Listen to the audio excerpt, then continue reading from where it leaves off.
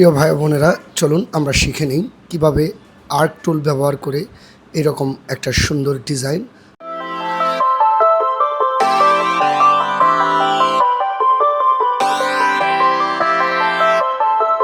সম্মানিত সুধী, আমরা এখন আমার সামনে যে সুন্দর একটা প্রজাপতি আপনারা দেখতে পাচ্ছেন, এই প্রজাপতিটাই আমরা মূলত তৈরি করব আর্ক টুল ব্যবহার করে। আরও কিছু ডিজাইন আপনাদেরকে দেখাবো। আজকে আমরা শিখব অ্যাডোব ইলাস্ট্রেটরের আর্ক টুল। এই যে এখানে আপনি যে টুলটা দেখতে পাচ্ছেন, এটার নাম হচ্ছে আর্ক টুল, ARC, আর্ক টুল। তো আর্ক টুলের ব্যবহারটা আমরা শেখাবো, একবারে নতুন করে শেখাবো। তাহলে আমরা একবারে সব কিছু ডিলিট করে দিলাম, এখানে আর কিছুই নাই, নতুন করে আমরা কাজটা করতেছি। আমরা এখান থেকে প্রথমে কালো রঙের একটা শেপ নেই, যেটা দিয়ে আমাদের পুরো ব্যাকগ্রাউন্ড কালারটা আমরা তৈরি করব। কালো রঙের একটা বৃত্ত এখান থেকে আমরা নিলাম।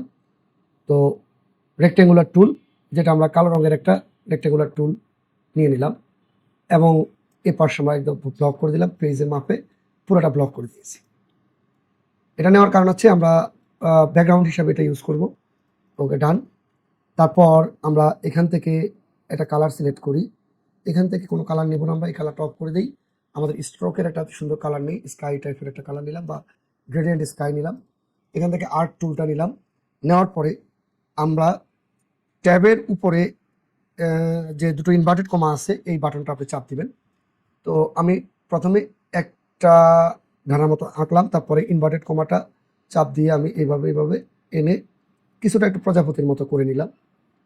যদিও হয়নি, কারণ প্রজাপতির নিচের অংশটা ভালো থাকে। আবার করতেছি আমি। আর্ক টুলটা নিলাম। আর্ক টুলটা নেওয়ার পরে আমি দেখুন কি সুন্দর একটা ডিজাইন হয়ে যাচ্ছে। এই যে একদম প্রজাপতির মতো পারফেক্ট একটা ডিজাইন হলো।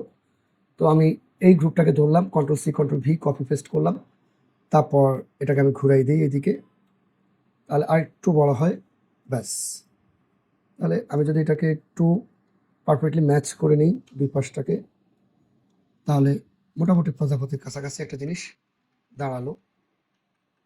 ওকে, হয়ে গেল।